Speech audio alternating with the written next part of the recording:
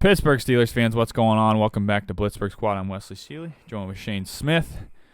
Thanks for joining us. We're diving into the Steelers-Bengals game, man. Number 2 of the year. I guess we're on color rush this game. Yeah. Originally supposed to be an 8:15 game that got flexed out for Chargers and Chiefs for the 8:15, 8:20 game, whatever, Sunday night. And we're now 4:25. Makes me nervous if we're actually going to be able to watch it because Dallas is also playing at 4:25. So could be one of those where it's like, oh, Dallas takes priority, but it's like, no, please give me the America's Steelers. team, no. And stuff. So I could see them saying, you know what, let's just wear the color jerseys because. I will say, selfishly, because we record after every game, I'm happy that this one's not late. Oh, yeah. I'm just going to say it like. Following week, we have Monday night with the Colts. Yes. And that one can't be flexed down, I know. But because not till next year. Next year it can be. Yes. I know that this year it can't be and it won't be. So that one will have to be a night game next week. But for now, we'll enjoy the 4:25 or 4:15, whatever this one is. We will. Yeah, I guess for people, too, that maybe like Sunday night and Monday night for ESPN would be like nationally televised. So for people that are like maybe in California Steelers fans, like I guess I kind of feel for them because they would have been able to watch the Sunday night game, but otherwise. No, I don't feel bad for you. Otherwise. I apologize if you're watching us. I don't feel bad for you because, having small child under a year, sleep is great. And so they miss out on the game. They're going to have to watch it another way. Maybe they'll get NFL Sunday ticket. Sunday ticket or, get the NFL Plus on your phone. Watch it on your little phone. Yeah. Gosh. Well, listen, phones are getting bigger and bigger. It's fine. I know. But come on. NFL Plus got to figure their crap out. So, okay, enough rambling, enough getting on. Well, let's jump right into this matchup, dude. How are we feeling about this game? We're going off of a win. We are coming off of a win, which I was kind of right. We got another one out of the bye, which just doesn't make sense because I feel like out of the bye we were always bad, but I don't know. Apparently we're not bad out of the bye, so I think we're 11-5 now out of the bye. Get a win out of the bye, and Mike Tomlin's defeated all 31 teams now in the league. Now that he beat the Saints, apparently, I saw some. Interesting. So the only one that he has to beat is us. Yeah, he's done that a lot, though. Justin. I don't think that's anywhere he's here. Me personally, I'll just jump right in. Me personally, I'm feeling better. Like, we played the Bengals really well in Week 1. We all remember that game. What a crazy, phenomenal performance from the defense for sure. Offense, right. Yeah. Defense was spectacular. 5 or 6 turnovers total, and somehow we still have to win in overtime. Yeah. Based off a blocked field goal and another missed field goal. We're over that. We're over that. But I guess all I can say is, we played them really well Week 1. Mm-hmm. We match up with them well, at least with Jamar Chase out of the picture too.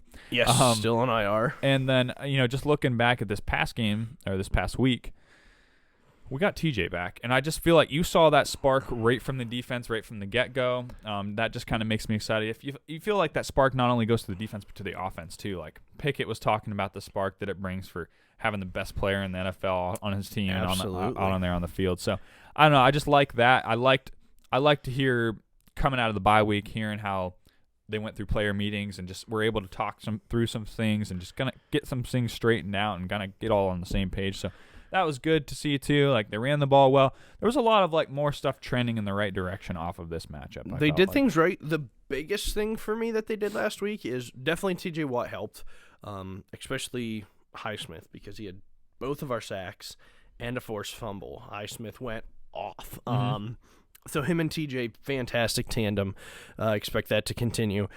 Running the ball was great, but not running it on first down was great. I couldn't tell you how many, like, in a row it was like, oh, wow, it's first down and we're passing it. Who are we? Like, what are we doing? Because it's just something that we haven't seen a lot.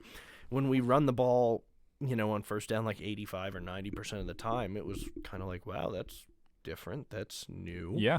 I was going to touch on that, actually, and that's one of the things that trending in the right direction, again, I'm going to say, is going off of this last game against the Saints, I felt like, dare I say, Canada actually called a decent game. I mean, I thought like some of the plays designs were pretty interesting, pretty, I don't know, like I thought they were well timed, well played ball. Like I thought there was their play to Steve Sims that he had pretty good play, like just it was like a fake handoff and then he just turns around and throws it to him like on the screen. I was like, okay, he's doing okay. And then it was like, I don't know, I just felt like we put together a better game plan than what we usually do. Yeah, absolutely. Do you think Canada makes another week of that? I would like to say yes. I have a feeling though no. Especially being a division game, I just feel like Canada is going to kind of get too cutesy and be like, oh, I got to change something up and make it brand new. Right. Make it something that they haven't seen before to try and catch them off guard. And I think it's going to backfire. But he did call a pretty good game. Overall, I was pleased with him. I was pleased with Najee. I was pleased with getting Jalen Warren in. Oh, yeah. Because I felt like he got a lot more snaps in that game, too. Got a lot more snaps. And I seen something that said Najee is even, okay with a 1-2 punch and stuff, because they were just nice change of paces compared to each other. And they averaged a decent chunk together.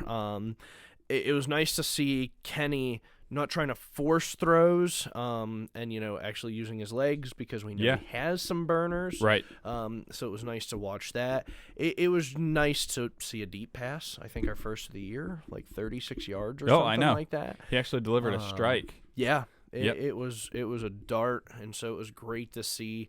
And so it was just a lot of positive for our offense. It just didn't correlate to points still, which was a little disappointing. I agree. 20 points is just not. I mean, granted, you would think that there was 2 missed field goals, so technically 26 points, but both of those, it was in the red zone, and then all of a sudden just stalled. And that's what seems to be happening 20 to 20, you do good and then stall, and that just kind of kills you too. You got to find a way to implement some different things in the red zone to get in the end zone. Yep. I would say for the majority of the part, especially from this last matchup, things are just trending in the right direction off of that last matchup, which is good. I think one of the big things too was that that needs to continue, especially against a better Bengals defense, in my opinion, compared to the Saints, is Kenny needs to take care of the ball again. Like he did a great job this past matchup, took care of the ball, no turnovers there, won the turnover battle in that game. That's perfect. That's what you want to see. You want to have the running game to aid the passing game, just like we did in this matchup again. I just think all these things that come into, I guess, fruition is get your running game going, don't turn the ball over, and you're probably going to put yourself, especially with TJ Watt back on defense, you're going to put yourself in position to win those games. So I think like if you have the option to just have Kenny play smart ball, good ball, and you can just get away with not turn the ball over, run the ball, you'll be all right. So Bengals defense, how are we feeling about that? They're a tough one. I like Sam Hubbard and what's the other guy on the line? Hendricks? Yes. Trey Hendricks.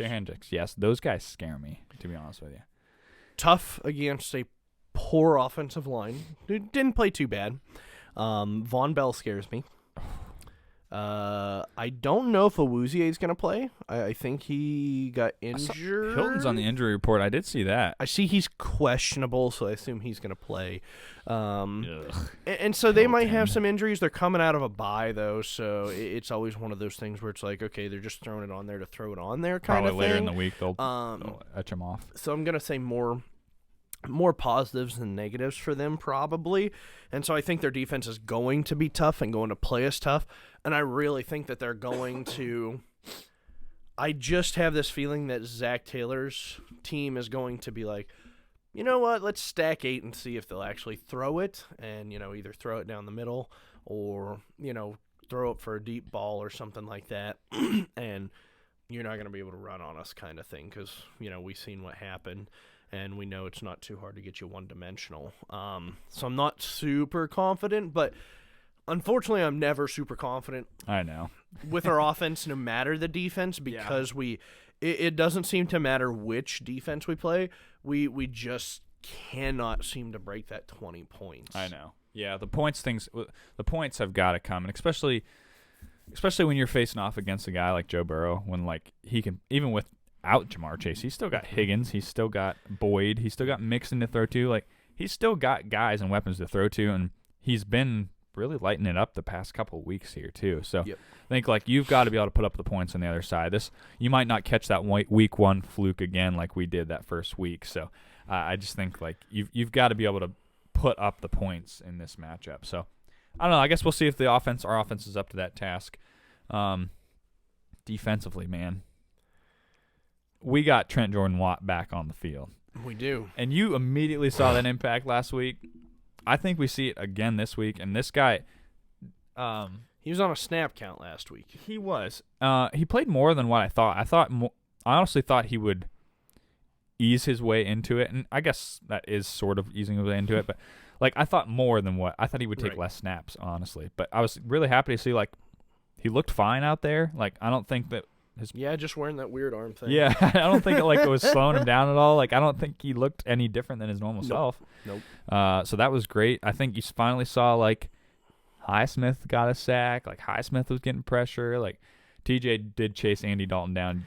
Well, I don't think it was a sack, but no, they didn't call it as a sack. I was a little disappointed that they didn't call it as a sack, but it was like close. When his knee hit, the ball was like just a little bit past the line, and so it was like, okay, whatever, come on. But yeah, because TJ broke off the chip, went through Ryan Ramczyk, and then still chased after Dalton on the opposite side where Dalton was running on the other side. So I mean, yeah, Watt just changes that. Yeah, you just don't like exactly what you said: chipping, shedding, chasing, relentless pursuit. You don't get that from any other player on the Steelers. So that guy being on your squad, like immediately, just like brings everybody else up to a better playing level. I've heard, I think I heard Mike Thomas said in his press conference today that there's a high possibility that Minkah comes back. That would be a huge shocker to me. It's a huge shocker to me, too, especially after going an appendectomy surgery on Saturday. Yeah, I think Friday or Saturday. Due to some discomfort. Which, did you hear the players talking about that? Because they were talking about how, how he looks grumpy all the time. Yeah. How they were like, well, we didn't know anything because Mink looks grumpy all the time. Here it turned out that his appendix burst. So I'm glad that he got it taken care of and he's okay, because that could be pretty serious. But I'd be very surprised that if he came back after that. I would too. I'd be surprised if his stitches are out. Yep. From something like that, and I couldn't imagine trying to go full force on that and popping a stitch or something like that. Yep. And stuff. So they're saying high possibility, but I would err on the side of caution and say no, he's probably not going to. That's what I would say too. I also think too. I think I heard Miles Jack was not playing last week, but they had him available and he was ready to go, but they were just being like cautious with him and just like, hey, we got Spillane to pop in and fly in for you. So Spillane was playing good. Yeah, he played fine. Miles Jack, so he should be back for this matchup. I think too, though, back on Fitzpatrick, if Minkah doesn't play this game, KZ, man, I thought he looked awesome. Like he was crashing on the ball really well, reacting really well. Yep. He was hitting people. He hit a lobby so hard. He was smacking people. Edmonds seemed to play pretty well. And Edmonds, he had a good. They seem to complement one another pretty well. Like I'm not saying KZ is Minkah, but I just don't like. I know it was against the Saints offense, but you didn't see like that glaring. Oh man, we really missed Minkah today, or like he filled in really nice for Minkah. Yes. Like Edmonds still did his thing. He did really good too, but KZ at the free safety position, he did really well. So and our corners did very well. They did really well. Levi. Stout. Dude, that was sick. Cam Sutton made a couple good plays too. Yeah. And we got – who was the other pick? I know KZ. Levi. KZ got the one. Okay. The tip pick. Yeah. And so I know we got 2 picks, which was great. Yep. To see a couple of sacks, forced fumble. I don't think we recovered that forced fumble, though. I don't think so either. And so I think we're still waiting on our first fumble recovery here. Just crazy. That is bizarre. But yeah, our defense seems to, as long as TJ's out there, we always have a chance. Mm-hmm. It's tough. Yeah, you don't have Jamar Chase, so that helps our DBs. But Joe Mixon, who hasn't been a factor all year, right before the bye, they found out a way to make him a factor, and boy was he with 5 touchdowns, 4 rushing and 1 receiving. And so it was one of those where, he's probably not going to have the performance against us I would again. hope not. But they're like, okay, Jamar's out. We know how to utilize you. We know how our line's playing, and Tyler Boyd, T. Higgins, Hayden Hurst, we're good here, and so it's going to be a tall task against a much better offense to see how they do, but also being division, I think it definitely helps us. Yeah, and I was going to say, too, like, you've already played this team once. Right. Obviously, we look a lot different than where we did at week 1. Both teams, both squads do. But you've already seen them once, so how much of the same do you see? How much different do you see? Like, what different looks does a team do to throw the other off?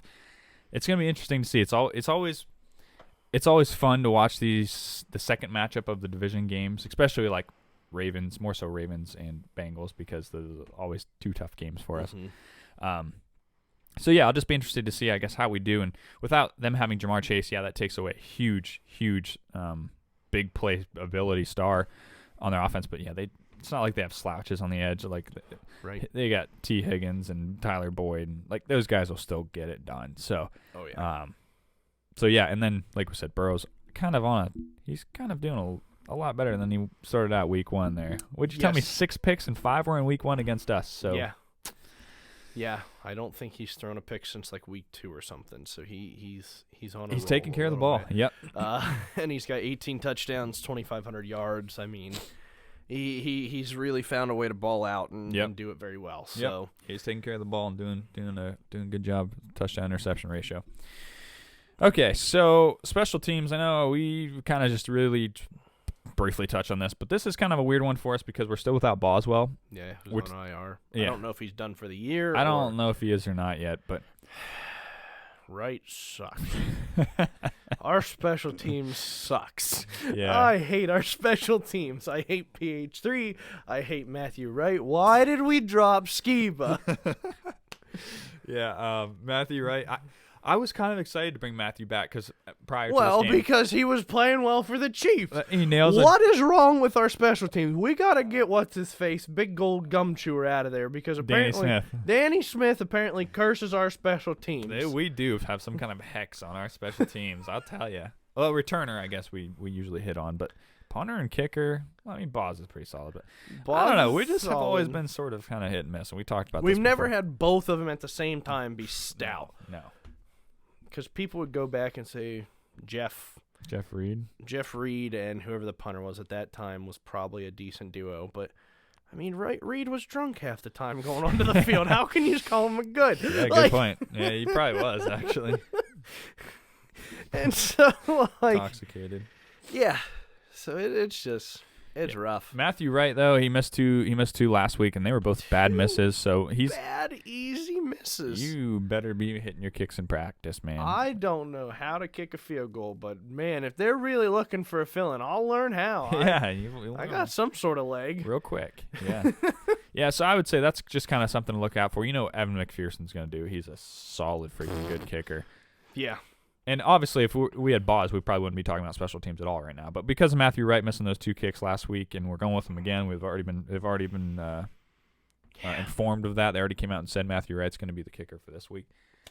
I don't know. I mean, maybe makes me nervous. Yeah, it makes us a little nervous for sure. Especially like on simple kicks like that. If he's doing kickoff duties as well, who's to say he doesn't goof that up somehow? Well, and all of a sudden, Joey Burrow starts it on the 40. I'm thinking with how tight these games always are, too, when you have to rely on a field goal. I mean, think of the last game. It was 23-20 or something in overtime, and you had to rely on your kick to win it. That's all I'm saying. This could be a huge factor in this game. So, okay. So, when we get to the nitty-gritty of it, scores, bold predictions? Okay. Let's go. You, me? Who wants to go first? I'll go with the score. So, with everything being said... I'm going Bengals. With all that positivity. I know. Yeah, we were pretty positive in that. Rolled it all up. I'm going to go Bengals. They're coming out of bye. I think they have a lot to prove that we beat them by pure luck, if we're being honest, by a long snapper going down. Onto that and stuff. And so I think they're going to take care of the ball pretty well, and I think they're going to really kind of maybe not take it to us, but kind of be like, listen, we're here. We are trying to be the champs again kind of thing. So I have the Bengals beating us 27-17. Okay. I have the Steelers winning this game. I think my basis for the score, my score prediction, or the score winner, I think I'm going off of just building momentum. I kind of riding that emotional high, that emotional roller coaster of just being on that high of, hey, we got TJ back. That's a huge plus. Hey, we just got a win for Kenny Pickett's first win. Got a win at home, and all these things are pumping up. And I don't know. I like how the team is trending. I kept saying this. We're trending in the right direction. We're doing everything much better than we had been at the start of the season. So there's a lot to look forward to. I think because of that, they can come out and get this game in the win column. I'm going to go close game. I'm going to go 24-20 Steelers. I think it could be really close. It could go either way. Like you said, it could go 27-17, whatever you said. This is one of those weird games that, like, could be overtime again. I don't know. I mean, at this point, you never know. Both these teams come to play really hard each time. Bold prediction, man. Let's hear it. Let's hear a bold one. I'm going to go our defense. I'm going to go defense again. Even though we lose, gets 3 turnovers, and one of them is finally a fumble recovery. All right. Finally. That's so crazy what we have. I mean, TJ's been a big source of those fumble recovers in the past season, so it makes sense that we haven't had many, but at least you would think one. Come on. Okay, cool. I'm going to go offense. I'm actually going to go bold prediction for a reason, right? I'm going to go 3 touchdowns for Kenny Pickett, all passing touchdowns. Wow. Could have went all rushing. I know. That seems to be what he is. That wouldn't be as bold. That'd be more realistic. Yeah. Yeah, he's got more rushing touchdowns than passing touchdowns. I want to see him throw that thing in the end zone, man. I know. It's like, come on, let's get this thing in there, man. Yeah, he's getting some touchdowns, just not throwing them. So I'm gonna go 3 passing touchdowns in this matchup. Coincides with my score prediction: 24-21, 1 Matthew Wright field goal. That's it. That's all he gets. Probably misses 4. Hopefully not. No, I'm just kidding. Oh. All right. So I don't know how the other Steelers fans are feeling right now. If we're happy with the win last week, if we're sad because it ruins our draft capital. Kind of a mixture. Yeah, I mean, you like to see your team win. You like to see us do positive, but at the same time, are you now in the upper echelon of the top 10 teams in the NFL? No, I know, and that's the thing you almost have to bring yourself to as a Steelers fan. It's like you're not going to root against them per se, but it's not like you're really thinking, hey, we're going to turn this thing around and go 10-7 or whatever it would be. You know what I mean? It's like that's not going to happen. Like, I hate to say it, but that's not going to happen. You know, like not this team's quite. still got a lot of faults. We're making it through, and we're kind of building, and we're learning as we're going. But I don't know. It's kind of one of those things where you'd almost be, dare I say, okay with them losing some more games because then you get a better draft pick. I don't know. We just need that better draft pick. Yeah, if they're losing, you want to see it in a fashion that is in a positive mindset. To say, okay, running game's working good. Kenny's throwing the ball well. We were just outplayed by a better team that had a lot more talent and a little bit more complete than us. Then, Kenny threw another 3 interceptions, or the running game got 40 yards. Like, you don't want to see those losses because those are more correctable. We beat ourselves kind of losses. Yep. Yeah. I think it's easy to just look at the Steelers and be like, okay, yeah, this team's young. I get that. They're still building. I get that. But you can also say, hey, there's some serious needs we could fill in a draft of having a top 10 pick and really be a year or two back in contention here. So it's one of those things where I hope we don't catch a lot of flack for this, but like I just think like it's one of those things where we're not going to root against them. We're still going to root for them on game day. But for sure, you wouldn't mind that top 10 pick per se. I'll leave it at that, I guess. I'll leave it at that, I guess. So, okay, you wouldn't mind Devin Bush 2.0. Oh, yes. Yeah, I love Devin Bush 2.0. Yeah. No, I think that's it. I think we went on enough tangents. Okay. So, we'll cut it. All right, we'll cut it. So, thanks for everybody listening, joining in. We always appreciate the support and the listens. As always, go Steelers. Go Steelers.